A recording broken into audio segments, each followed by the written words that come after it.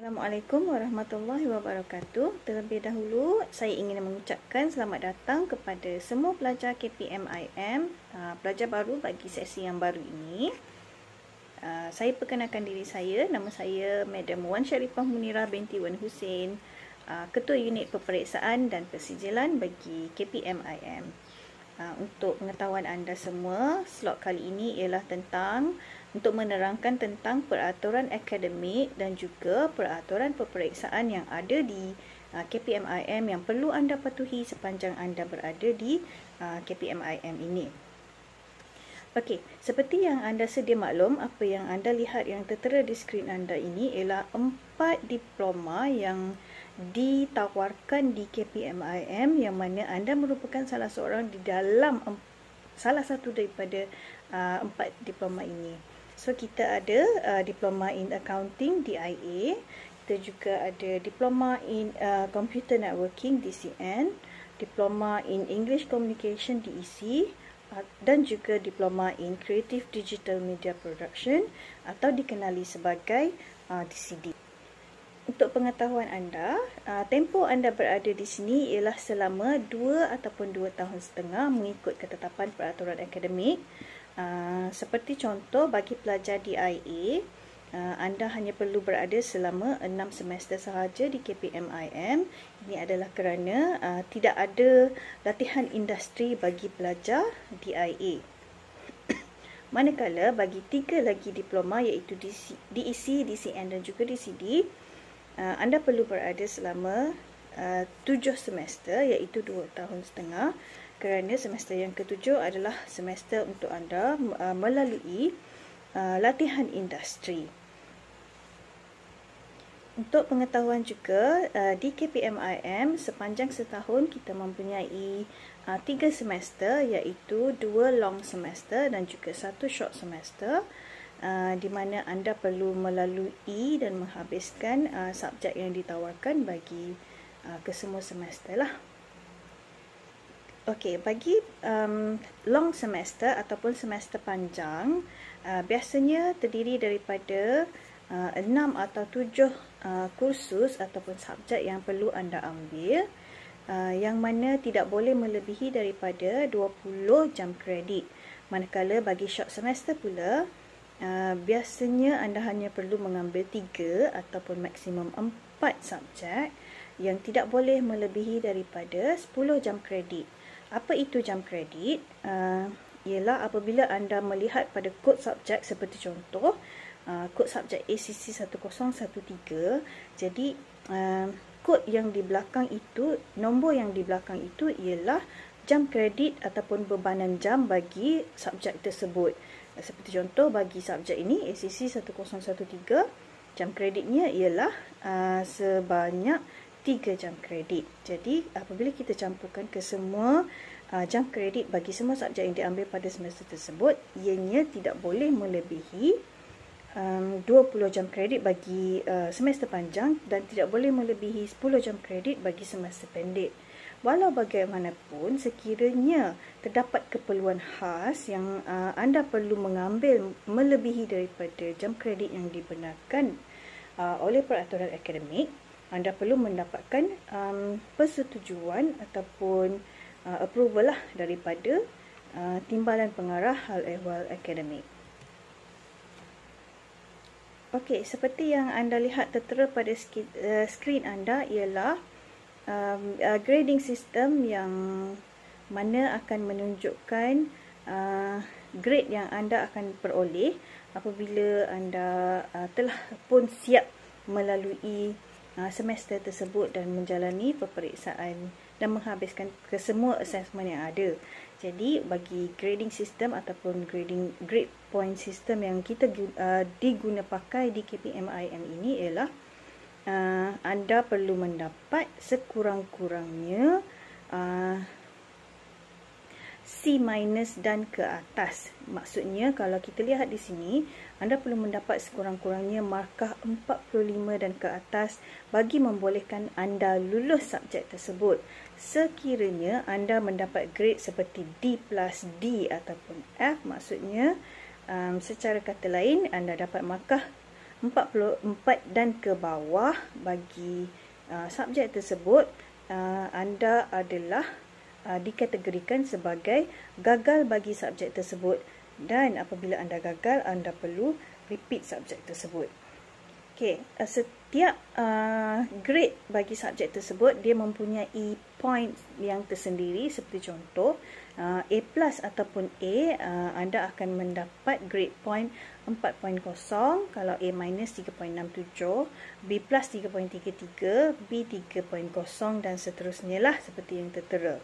Jadi kalau anda dapat walaupun anda dapat D+ dan gagal, tapi sebenarnya dia ada grade point dia juga, tetapi tetap perlu repeat subjek tersebut. Macam mana nak kira dia punya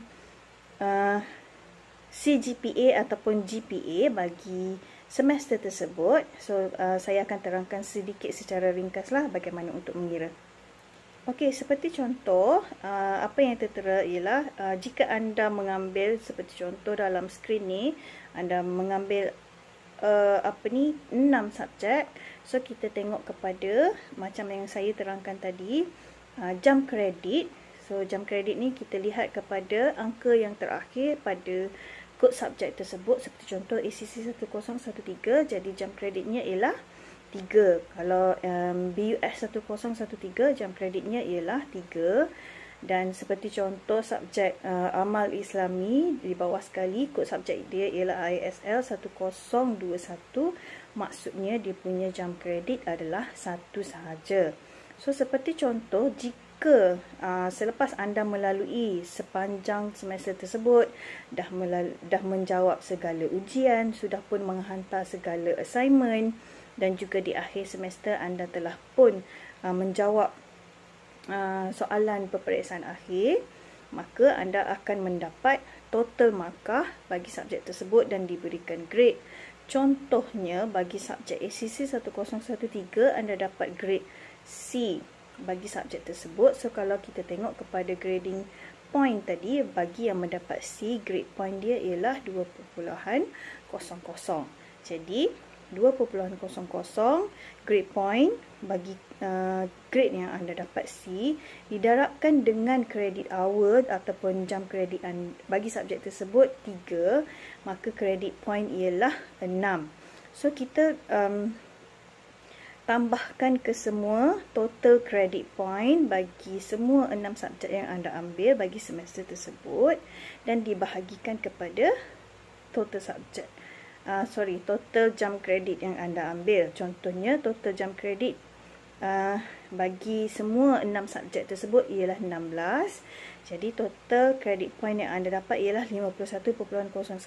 Jadi 51.01 dibahagi dengan 16 jam kredit, maksudnya bagi semester ini GPA anda ialah 3.19.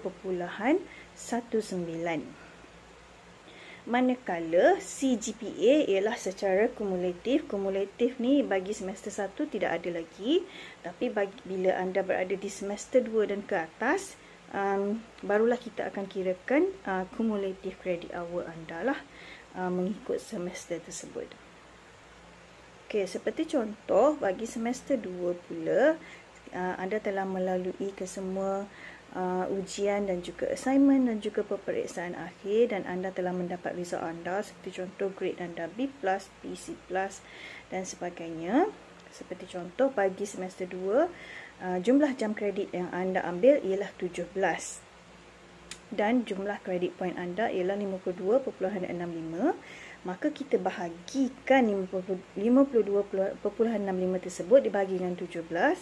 So itulah anda punya GPA bagi semester 2. Tapi untuk mengira CGPA, kita perlu kira daripada semester 1 pula. So calculation daripada semester 1 tadi, 51.01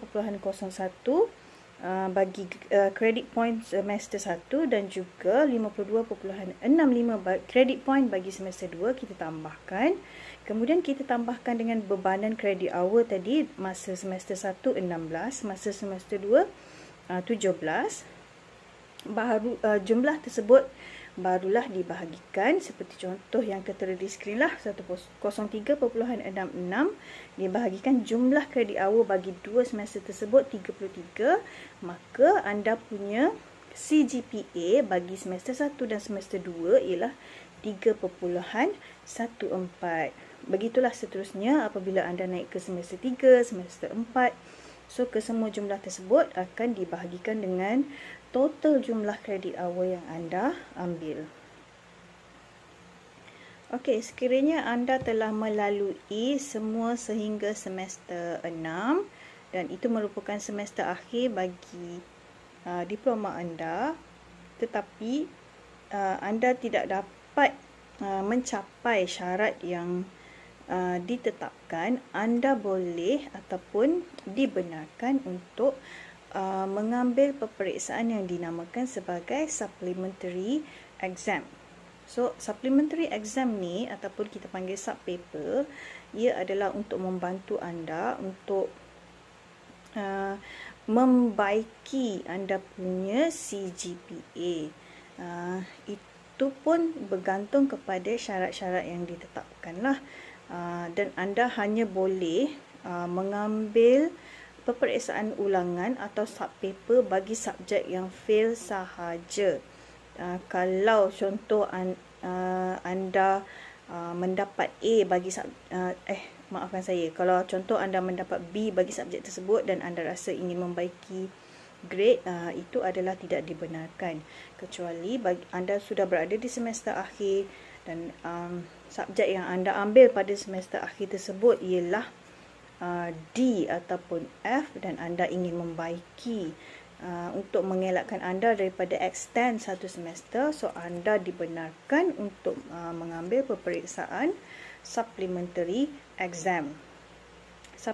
Supplementary exam ini juga tertakluk kepada syarat-syarat lah untuk mengambil, seperti yang anda lihat di skrin ni, seperti contoh untuk receipt paper tersebut,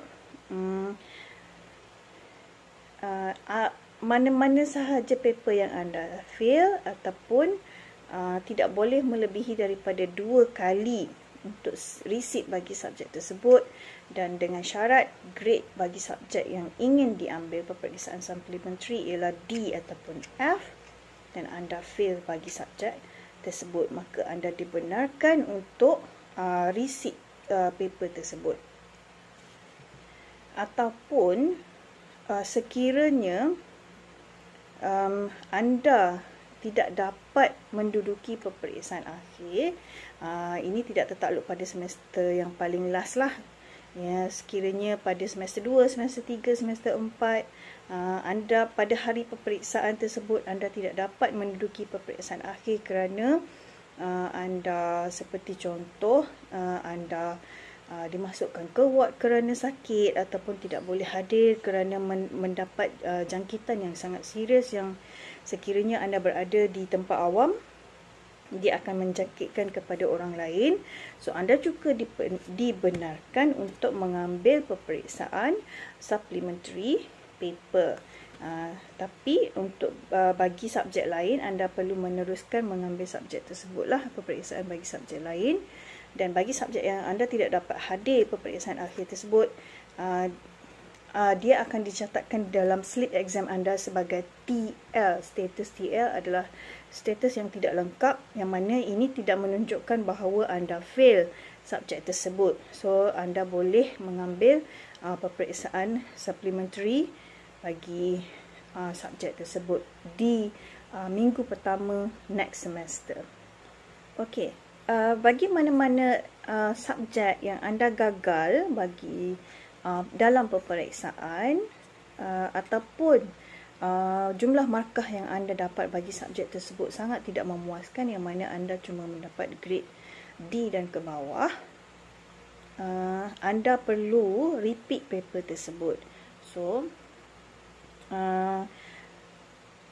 dia adalah bergantung kepada syarat lah. Anda tidak boleh repeat banyak kali. So, syaratnya ialah anda hanya dibenarkan untuk repeat 2 kali sahaja dan tidak boleh lebih daripada jumlah yang dibenarkan.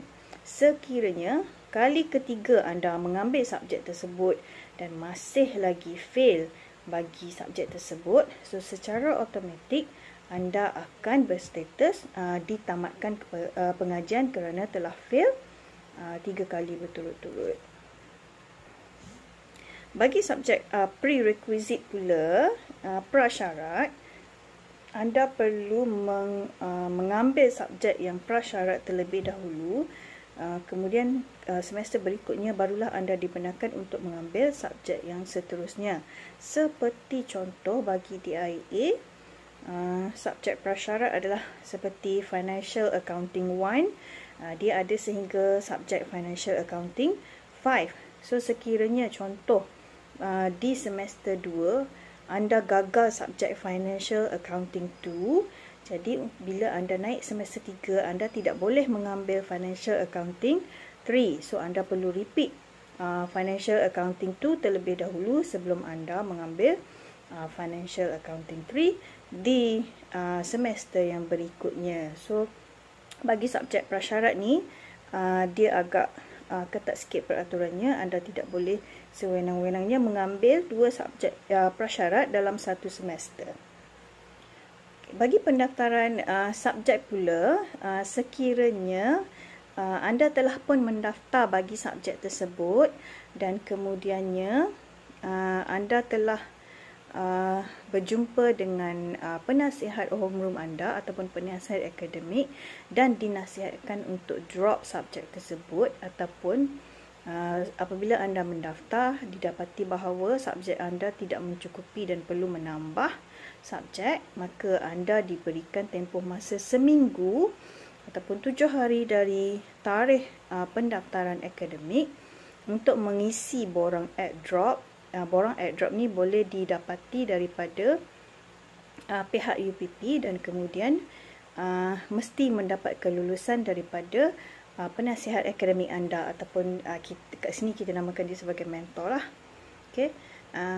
Satu lagi ialah sekiranya anda telah mengambil subjek tersebut dan anda dapati bahawa anda tidak dapat meneruskan subjek tersebut bagi semester itu, seperti contoh anda dah melalui 4 minggu dan rasa tidak boleh nak carry subjek tersebut dan anda rasa ianya terlalu berat dan terlalu membebankan, so anda dibenarkan untuk withdraw subjek tersebut.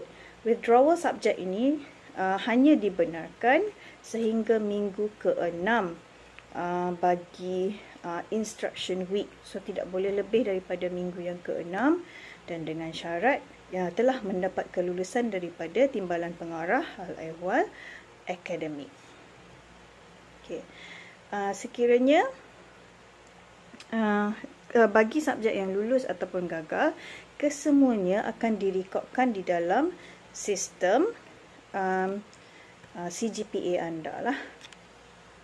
Okay. Sekiranya anda mempunyai masalah seperti masalah kesihatan ataupun masalah-masalah lain yang membolehkan anda tidak dapat meneruskan pengajian pada semester tersebut, anda perlu konsult terlebih dahulu dengan kaunselor dan juga anda perlu mendapat nasihat daripada ketua jabatan dan juga mentor anda. So anda dibenarkan untuk menangguhkan pengajian bagi semester tersebut dan extend semester. So bagi pelajar ataupun sekiranya anda terlalu kerap gagal subjek dan perlu repeat subjek yang menyebabkan anda terpaksa mengambil subjek-subjek yang masih lagi belum dihabiskan sebelum pergi ke latihan industri, anda adalah dikira sebagai pelajar yang extend. Bagi pelajar extend, anda hanya dibenarkan untuk extend selama maksimum 2 semester sahaja dan tidak boleh lebih daripada 2 semester. Sebagai contoh, bagi pelajar DEC yang mempunyai latihan industri, bila anda berada di semester ke-7, sepatutnya anda pergi ke latihan industri, tapi masih ada lagi subjek yang belum dihabiskan. So anda perlu menghabiskan subjek tersebut, mengambil subjek tersebut dan pada semester ke-8 ataupun semester paling lewat semester ke-9 anda perlu pergi ke latihan industri dan tidak boleh lebih. Sekiranya masih terlalu banyak subjek yang belum dihabiskan, so anda akan ditamatkan pengajian kerana tidak dapat menghabiskan semester yang ditetapkan. Bagi pelajar extend ini, anda tidak akan dapat menerima allowance seperti yang anda terimalah, dan setiap credit hour yang di extend itu anda perlu membayar, ataupun subjek yang repeat tersebut anda perlu membayar RM50 bagi setiap subjek yang repeat. Okey, sekiranya anda telah pun mendapat result bagi peperiksaan tersebut, perhatikan pada CGPA ataupun GPA anda. Bagi CGPA yang melebihi 2.0 dan ke atas, statusnya adalah memuaskanlah, satisfactory, dan anda layak untuk meneruskan pengajian. Manakala bagi unsatisfactory performance pula adalah pelajar yang mendapat CGPA di bawah 2.0, anda dikira sebagai pelajar yang meneruskan pengajian bersyarat. Bersyarat ni maksudnya anda perlu pastikan bagi semester hadapan anda tidak lagi berada di dalam golongan pelajar yang mendapat CGPA di bawah 2.0. Bagi pelajar yang meneruskan pengajian bersyarat ni ataupun academic probation, jika anda mendapat CGPA 1.33 sehingga 1.99 bagi 2 semester berturut-turut, so make sure anda tingkatkan performance dan naikkan anda punya CGPA. Sekiranya selama 2 semester berturut-turut CGPA anda masih lagi rendah, so anda boleh ditamatkan pengajian. Okay. Syarat-syarat bagi ditamatkan pengajian ialah apabila anda mendapat GPA, maksudnya bagi semester tersebut GPA anda ialah 0.00, maksudnya sama ada anda tidak langsung menghadiri kelas ataupun di bar, yang mana membolehkan anda mendapat status F bagi subjek tersebut, dan kesemua subjek adalah F, makanya GPA adalah 0.00, so anda boleh ditamatkan pengajian. Manakala bagi yang CGPA-nya kurang daripada 1.33, bagi CGPA 1.33 selama ataupun bawah 2.0 selama 2 semester berturut-turut, anda juga boleh ditamatkan pengajian, iaitu pelajar yang di dalam status meneruskan pengajian bersyarat MPS selama 2 semester berturut-turut, so anda boleh ditamatkan pengajian. Ataupun seperti yang saya terangkan tadi, anda telah pun menduduki peperiksaan bagi subjek tersebut sebanyak 3 kali dan masih lagi fail bagi kali yang ketiga, maka anda boleh ditamatkan pengajian. Sekiranya anda telah pun mendapat result bagi subjek anda dan anda tidak berpuas hati dengan result yang anda dapati, anda rasa seperti telah pun membuat yang terbaik dan anda rasa anda layak mendapat lebih daripada apa yang anda dapat, markah bagi subjek tersebut, so anda dibenarkan untuk membuat rayuan untuk proses remarking bagi answer script peperiksaan anda. Ini hanya ditetapkan kepada ataupun disyaratkan kepada subjek yang mempunyai peperiksaan akhir sahaja. So, apabila anda ingin membuat rayuan untuk proses remarking, anda perlu mendapatkan borang daripada pihak UPP, pihak unit peperiksaan dan persijilan, dan juga menghantar borang tersebut kepada saya dalam tempoh 5 hari bekerja sahaja selepas result dirilis. Walau bagaimanapun, setiap permohonan untuk remarking bagi setiap paper anda perlu membayar RM50. Bagi peperiksaan akhir pula, kehadiran adalah sangat penting, yang mana apabila anda perlu memenuhi syarat-syarat kehadiran seperti yang ditetapkan oleh unit jawatan kuasa disiplin, iaitu anda perlu menghadiri kelas sebanyak 90% dan hanya 10% sahaja dibenarkan untuk ketidakhadiran yang mempunyai MC. Okay, bagi pelajar yang tidak menepati syarat ini, anda boleh dibar daripada menduduki peperiksaan akhir, yang mana ini akan menyebabkan anda mendapat secara automatik mendapat grade F dan perlu repeat bagi subjek tersebutlah.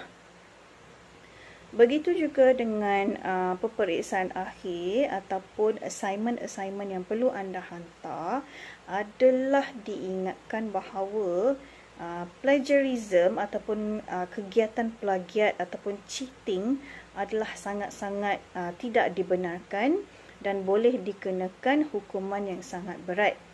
Jadi, sekiranya seperti contoh ada cubaan membawa nota ke dalam dewan peperiksaan ataupun cubaan meniru ataupun menggunakan smartphone sewaktu peperiksaan secara curi-curi sehingga menyebabkan anda dikenakan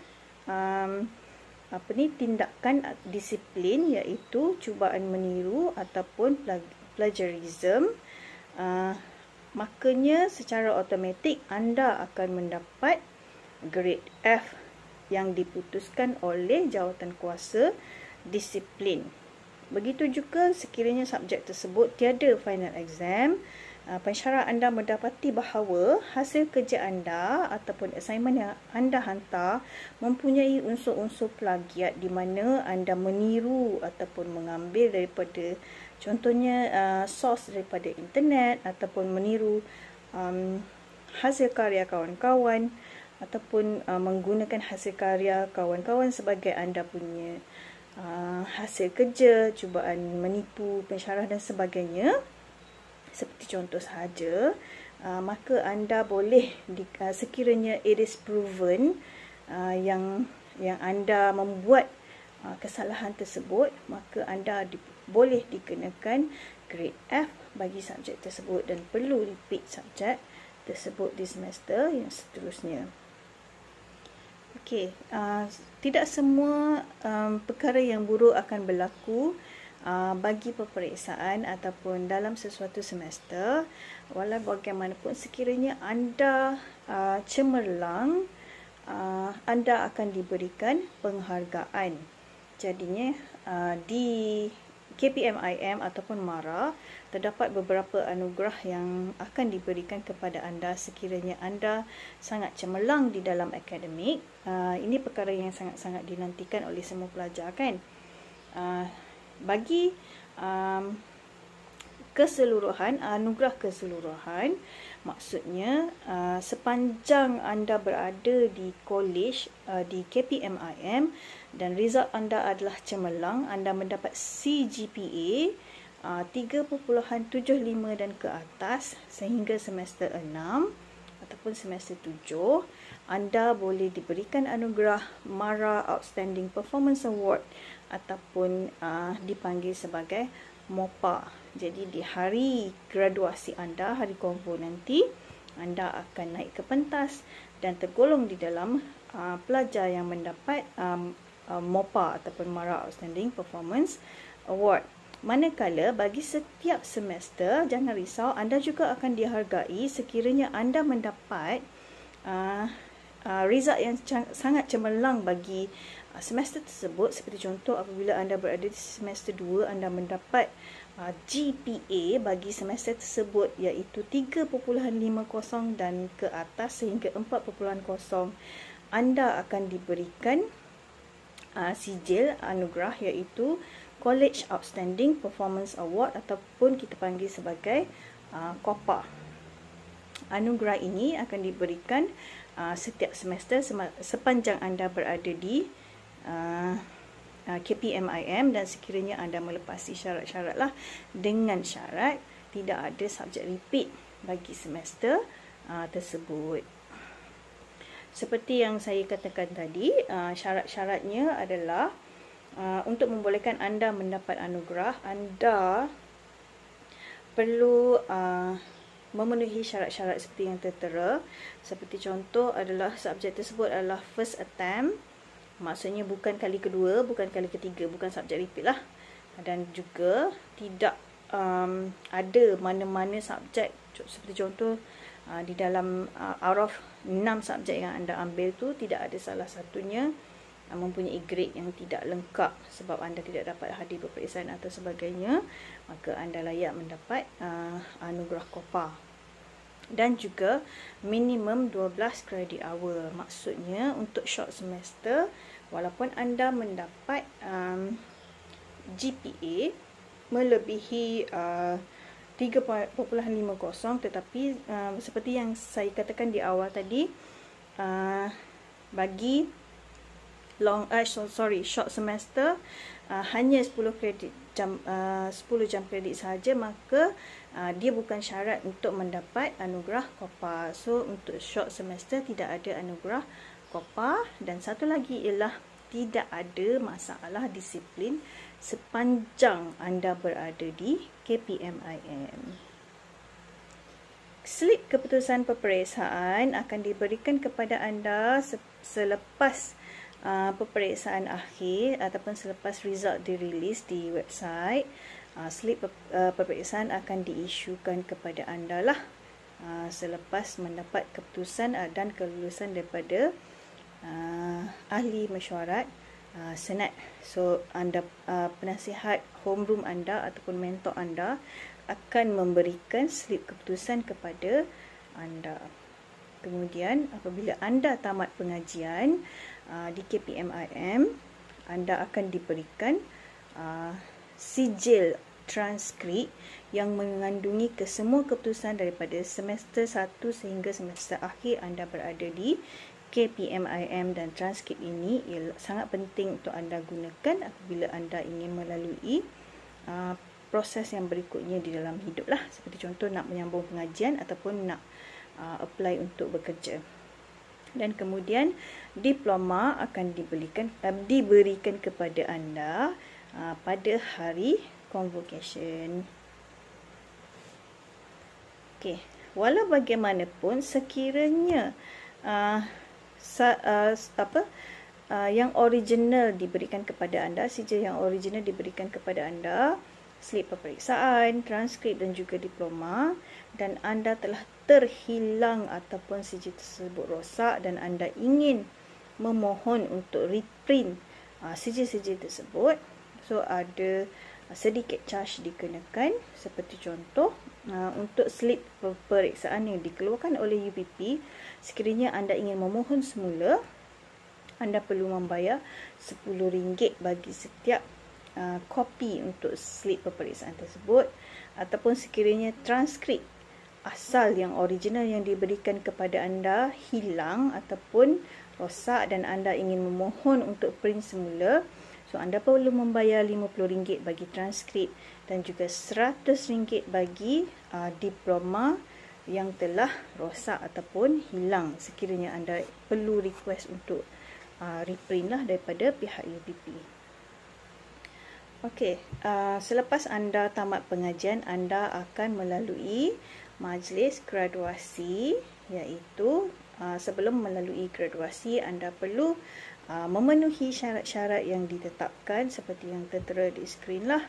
Seperti contoh, anda perlu PAS ataupun lulus ke semua subjek, termasuklah co-curriculum dan juga latihan industri kecuali bagi pelajar DIA, dan perlu memperoleh CGPA 2.0 dan ke atas, dan kemudian completekan semua credit hour. Seperti contoh, maximum credit hour bagi DIA contohnya 91, so anda perlu memenuhi kesemua credit hour tersebut dan mendapatkan kelulusan daripada ahli mesyuarat senat. Okey. Anda sekarang ini berada di semester 1 dan telah pun actually secara by default telah pun diberikan subjek-subjek yang perlu anda lalui bagi semester ini.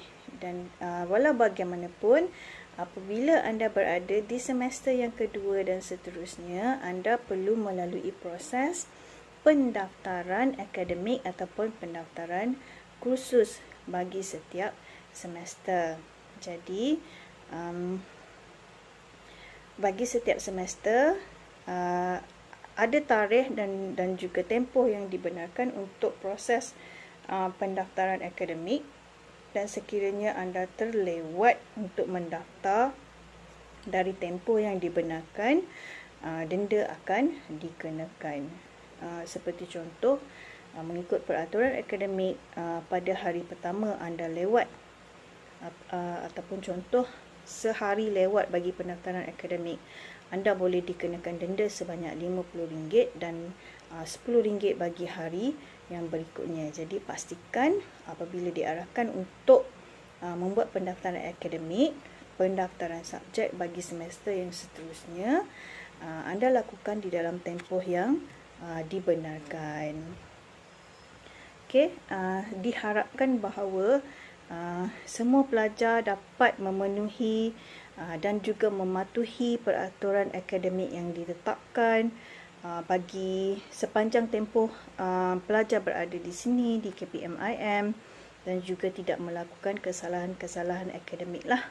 Sekiranya anda terdapat anda ada persoalan ataupun pertanyaan, anda boleh terus menghubungi penasihat akademik iaitu mentor, ataupun terus bertanya pihak unit peperiksaan untuk keterangan lanjut.